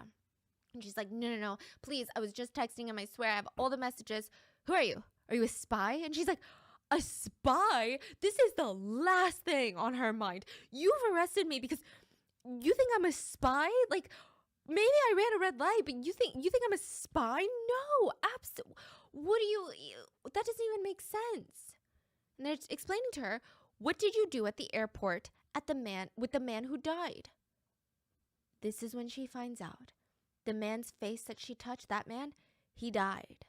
They said you were involved in a premeditated murder of a president's brother. You are under arrest for first-degree murder. Siti was so confused that she thought she was being pranked. Yeah, she thought it was a real For a prank hot this minute, time. She genuinely believed that this was a new YouTube video, Oh and my she God. was now the person that was being pranked. Yeah, she probably thought like, all right, good one, guys. You sent me to the airport, now I'm here. This is the finale of the prank video. You guys got me. Can you imagine like if they're being dead serious? Like you didn't mean no harm, and you're literally in there for killing the president's brother. You're just like, that's not true. That's not happening. Like, bro, like if she honestly think they're playing right now, I would think they're playing too. Like, bro, me an assassin? Like, come on, bro. Like, look at me. Like, I don't have no spy background or something like that. Now, if they had military background, bro, I hope they get off scot-free, but I don't know how that stuff's gonna work, man. But I feel like that, like a military or like a police or combat background, they probably would have been like, yeah, right. It says here that you were in the military from this day to this day. You're lying to us, you know? But like, she literally has no idea what's going on right now. So she even let out a couple nervous laughs, which only pissed off authorities even more. She even straight up asked at one point, like, is this a prank? And she kind of looked around for cameras, and the guys in uniforms were looking at her like she was absolutely insane. She found out that it was not a prank when she was dragged to her cell. She glanced to her right, and she saw the face of the other actress that had been there 2 days ago at the airport, and that just cemented in her mind, wait a minute, it probably is a prank then, right? Wait, where are they now? In jail. Where? In Malaysia. Oh, she got pulled back. Uh-huh. Oh, wow. So then she's like, okay, maybe it is a prank because the other actress is here. That night, I mean, she went through a roller coaster of emotions. That night, she realized, okay, there's no way it's a prank because I'm still in here. No one's here. There's no cameras. Mr. Chang is not popping out of the woodworks. I'm still sitting in prison. And back at home, her parents had the scare of her lives. Not only were these 2 girls, their mugshots blasted internationally, and they were being called female assassins, her family was so understandably confused, heartbroken, and frightened. They did not believe for a single second that she was a female assassin. Yeah. But in the span of a few days, they found out about everything. The crime, the arrest, the work, everything. And their hearts broke. They weren't even mad. Their hearts broke for their daughter. Both girls were kept side by side in secluded cells away from the general population because they were awaiting trial. And if convicted, they could be sentenced to death. So in America, death penalty cases are long. They're drawn out, increasing the time that the prisoners can appeal. In Malaysia, the death sentences, I don't want to say, but like the way that it's described online is more or less automatic. So if convicted, the chance of execution is a lot more of a guarantee than in America. Whereas in America, even if you're convicted and you're sentenced to death, there's so many appeals. There's so many states who don't, execute anymore. First degree murder in Malaysia, the automatic punishment oftentimes is death penalty. And executions are often carried out not secretly, but with no legal responsibility on the government's part to let the prisoner or their family know. It's normal for you to get a 2-day heads up that you're going to be executed. So it's very hard to appeal, whereas there's a lot of appealing in the US. So these girls are straight up staring death in the face. And if they were to be executed, the guards would lead them to the gallows, tie sandbags to their feet, and push them off the ledge, like hanging. I don't even know how someone can process that. It just feels so unreal. Everything just doesn't feel real. Yeah, it And doesn't. like the Like- YouTube prank element just, Yeah. it almost feels like an SNL skit. It's not even, it doesn't feel real. It feels so fake and so caricature and like contrived. It's bizarre. The joint trial began October of 2017, and both of the girls pleaded not guilty, and they stuck to their story about, I genuinely thought this was a YouTube prank. The Indonesian and Vietnamese governments hired defense teams for both of the girls. Now, this is where it gets crazy and a lot of politics gets involved. The prosecution started off with, there is no evidence of a political plot. It's not important for us to prove. So that was already setting the tone of, we are not trying to prove someone else did it. All we know, and they kept stating, we have this evidence that you guys touched his face with chemicals on your hands and he died. They're just saying like, we don't have proof that or evidence that Kim Jong-un killed his brother or ordered his brother to be killed, but we have proof that you guys smeared his face with VX. They also argued that it was premeditated as the girls had been practicing for this for a month in advance by smearing other people's faces with baby oil and baby lotion. Not intentionally. They said that the girls must have known that the chemical was toxic because they went to the bathroom immediately to wash their hands. CCTV cameras also show them going to the bathrooms without touching themselves, their clothes, or their belongings. In fact, their hand is like pretty far away from the rest of their body. But the girls argued we were told that it was going to stain our clothes. Like, what kind of person wants to actively stain your clothes? That is true. There's CCTV evidence of them committing the crimes. There's also evidence, allegedly, that they had VX byproducts on CD's shirt. People were confused by this, okay? So CD was the one that went first. So she should only have one component of VX, but they were alleging that she had both components on her shirt. And on top of that, her shirt was destroyed accidentally after it tested positive for VX. So at the opening statements, the prosecutors made their statement, and one journalist in the audience remembered writing down in his notebook just a single line. He was there to take notes on all of this. He just wrote, "They are The girls? Yeah, because it looks like everyone has made up their minds on how this is going to go right now. Wow. CD's defense pointed out all the inconsistencies with her wanting to kill someone. CD had documented all of her meetings with James. She thought she was showing the behind the scenes of her actress life. She documented extensively. Why would she record her work if she knew that she was working as an assassin and exposing a North Korean spy? Yeah. Like, what the hell? Yeah. CD's shirt that was also said to have VX, like, why was it missing now? Why can you not find it? Mhm. And she shouldn't have VX because she was the first one to touch his face. Doan's defense team, who was hired by the Vietnamese government, they also sent 2 Vietnamese ambassadors as translators. They said that she didn't touch anything with her hands afterwards, not because she knew it was VX, but because she didn't want to get her clothes dirty.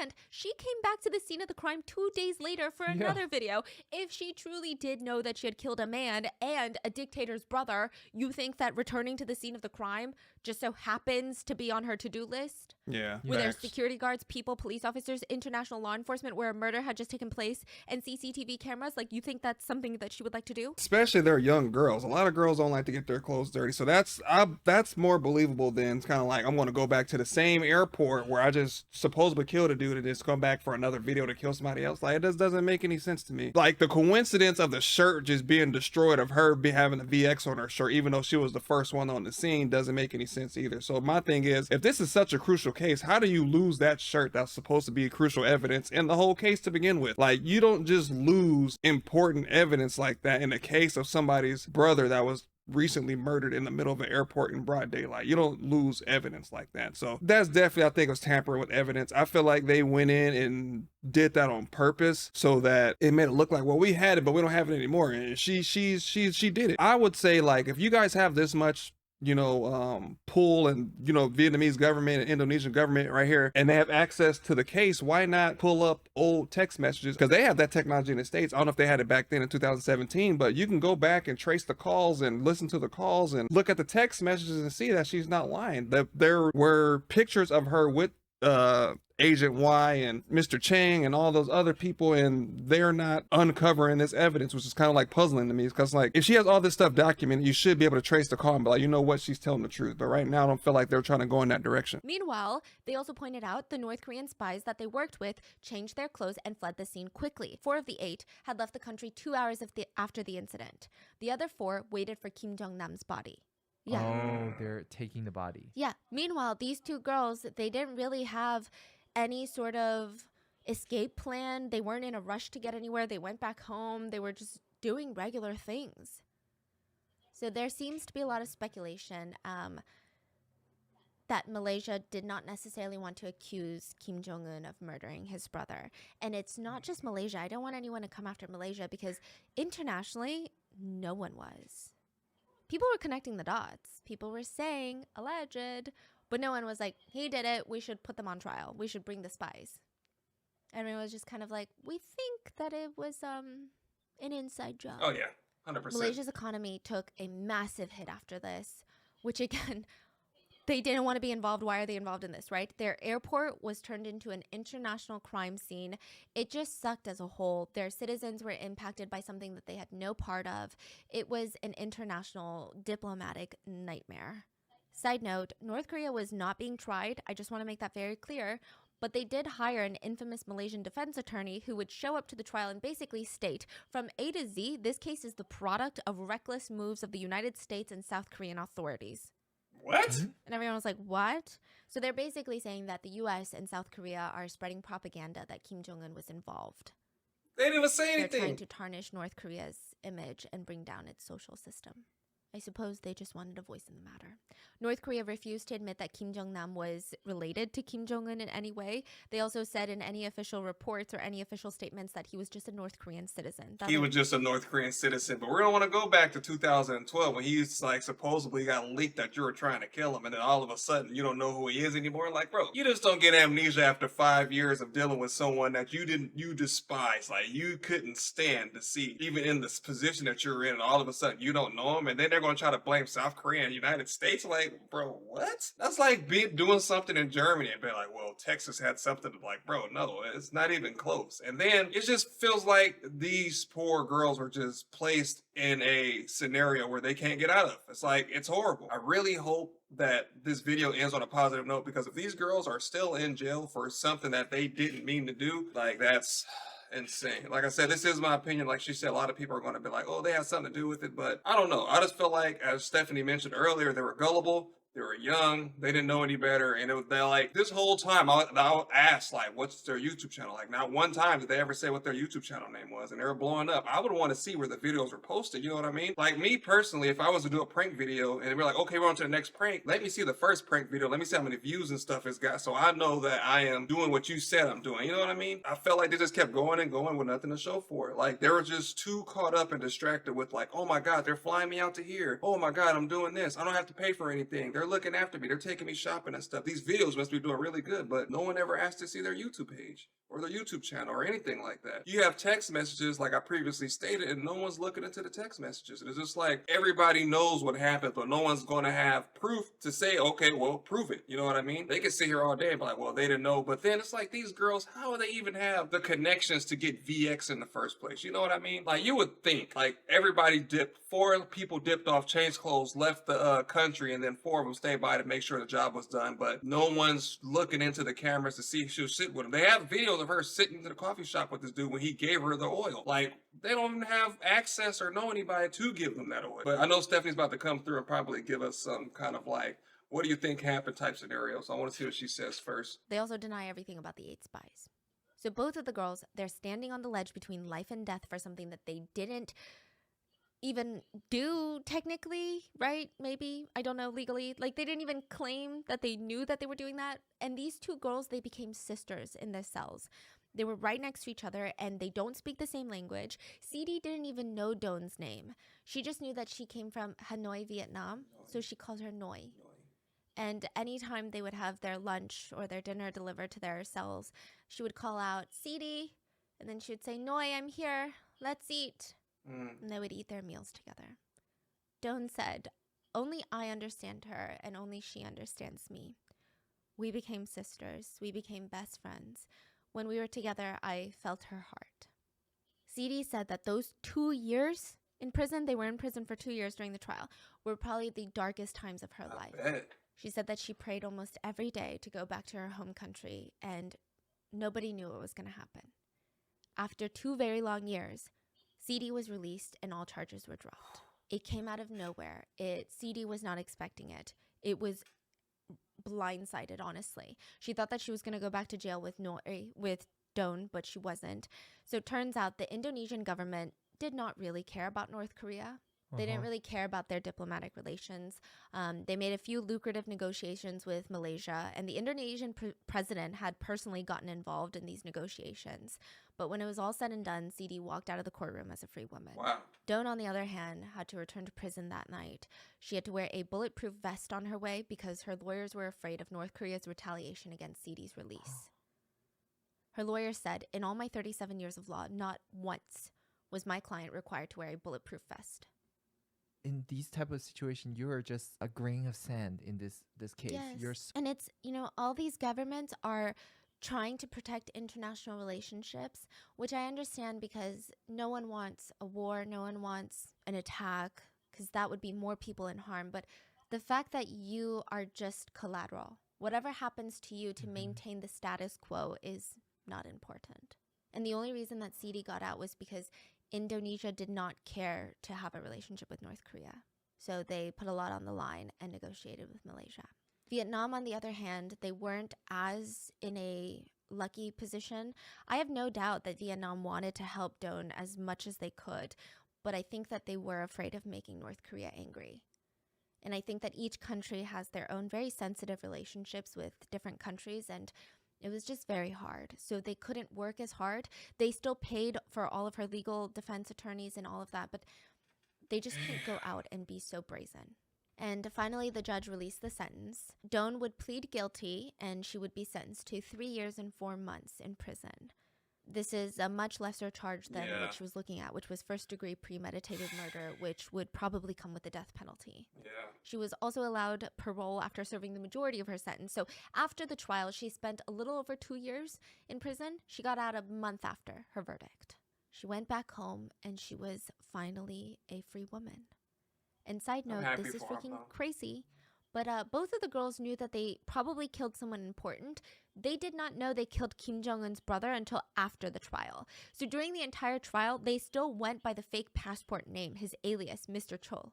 Why? I don't know. I guess maybe the girls weren't supposed to. I don't know why. It was all out in international news, but because they were in prison, they were not told.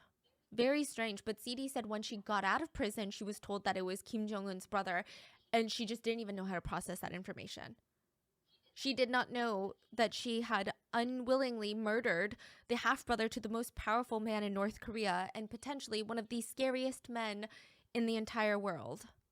And as for Kim Jong-nam, his wife and children We're in China. It is speculated maybe they're in the US now under witness protection. I don't know where they are, okay? But Kim Jong-nam's son went on an interview a couple days after Kim Jong-nam's death, which is insane. But he said, my father had been killed a few days ago. I'm currently with my mom and sister. My father has been killed a few days ago. He speaks I'm English. currently with my mother and my sister. He talked about his childhood and gave his thoughts on North Korea. He said that he dreams of unification of Korea. He said he one day wants to go back to North Korea and improve the social and living environments of North Korean citizens. He said that when he was in Macau and studying abroad, he made a lot of friends from South Korea. And he talked about how after learning about their life experience in their country, he supports South Korea. He's friends with South Koreans, and that has made him change his own political beliefs. He's saying this only a few days after his father was allegedly assassinated by North Korea for doing the same exact thing. So, very scary. A lot of people like him, though. Some people are cheering him on and calling him the Prince of North Korea, and they hope that he will become the next president of North Korea and steer the country in a good direction, since he seems to have a rational mind to weigh arguments from both sides. And I'm not sure if we should encourage that, because it seems like any leader of North Korea has a history of assassinating potential threats to their power. But people do believe that Kim Han-sol, the son, is being shielded by the CIA and is in witness protection in the United States. But I don't know. No one knows why he came out and did that interview. Some people think that he wants to come out and tell his uncle, I'm alive and well, and you can't get me.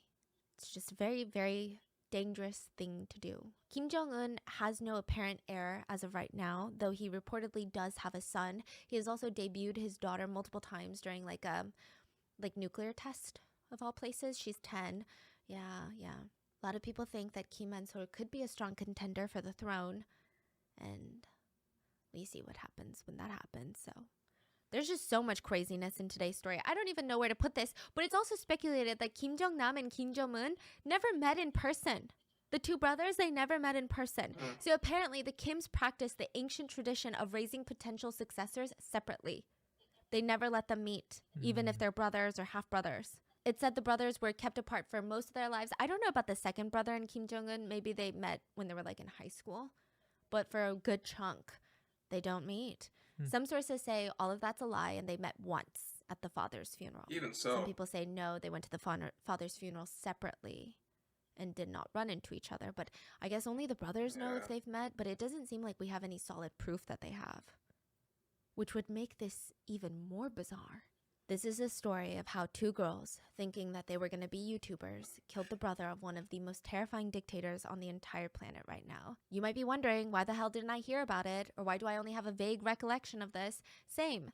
Did North Korea wipe the story from all media outlets? Actually, the United States did that. But not even on purpose. They didn't mean to, of course. This crime happened 1 month into Trump's term as president. And since he had won by electoral vote rather than by popular vote, it made his whole presidency very historic. And as you guys know, there was so much conversation surrounding it and so much controversy surrounding his presidency. So it was all kind of drowned out. Yeah, that makes sense. It was like front page news for like a second, and then everything else was about Trump. So I think that's why a lot of people don't talk about it, or maybe they're scared, and maybe I'm an idiot and I'm like putting my life on danger right now. The girls seem to be doing good now, though. They gave a few interviews. They're working to try and retire their parents and cope with the new reality. Dawn is back in Vietnam, and her village had surprised her with this huge party when she got back. That's good. But they still keep in touch, and they refer to each other as their sisters. CD still calls Dawn Noi, a reminder of where it literally felt like just the two of them against the world, and they said that their bond is unbreakable. And that is the very, very terrifying case of today. Man, this was crazy. First of all, let me go back. She said this is dangerous reactor. I did not know you guys put my life in danger. I thought you guys cared about me. You made me react to a video that could potentially get me killed. No, but in all serious, man, it's like I'm really glad that CD and Don was able to get out in time. I know Don kind of got the bad end of the stick, but like Stephanie said, it could have been much worse. She could have got the death penalty, and you know, she would have never made it back home to family and whatnot. So I'm glad that even though she got the bad end of the stick, she was able to still come out and be welcomed back into open arms into Vietnam, because a lot of countries would have turned their back on them, not believing them and stuff. But good thing they had a really supportive circle, a really supportive government in order to kind of help them make it through their tough times. 2 years for doing a crime that you had no idea what was going on. Like this whole 2 years, you're locked behind bars, no communication, no anything, and you don't even know what you did. They didn't find out till after the fact of what they did. And they were like, what the hell? Why nobody say anything about this? You know? And I think they could have just did a better job of reviewing the text messages and kind of seeing like something's not adding up. Like, why would these girls be flying back and forth and doing all this stuff? Check the cameras, check the flight logs, check who they were sitting next to, who they were getting in contact with, trace the phone calls or something. But nobody, she didn't mention it. I don't know if they did do it. Let me know down in the comment section. But that would explain a lot of how he could easily kill his brother. If, you know, hypothetically speaking, because if they've never met, you can really have any kind of emotions or feelings for that person. It's kind of like me. My dad went to jail when I was born, and I did not have any feelings for that man. I met him maybe like one time at a young age, and I don't even remember, but I didn't have any feelings for that dude once he passed away. Like, not trying to be mean or anything like that. I had no connection to him. Like, that's just me being honest. I can't cry for somebody I never met or had never established a bond with. You know what I mean? People give me that, oh, what's your dad? Well, yeah, it is, but he wasn't really around for me to kind of make that connection or even give him that title, if that makes sense. So it's not me being like mean or rude or being empty-hearted. It's just the cold hard facts, right? I'm a realist sometimes. Like, I can't cry for somebody I never met or didn't have any connections or memories with. It's just weird. Yeah, wrong place, wrong time. The only advice I can really give is just be careful of who you talk to. Don't believe everything you hear. If it sounds too good to be true, it probably is. But sometimes if you've met people, like that one dude, I can't think of that movie. It was Zendaya and that other guy. You guys probably know what show I'm talking about, but the dude, he used to sell narcotics and stuff, but he just passed away in real life from an overdose. But they found him working inside the mall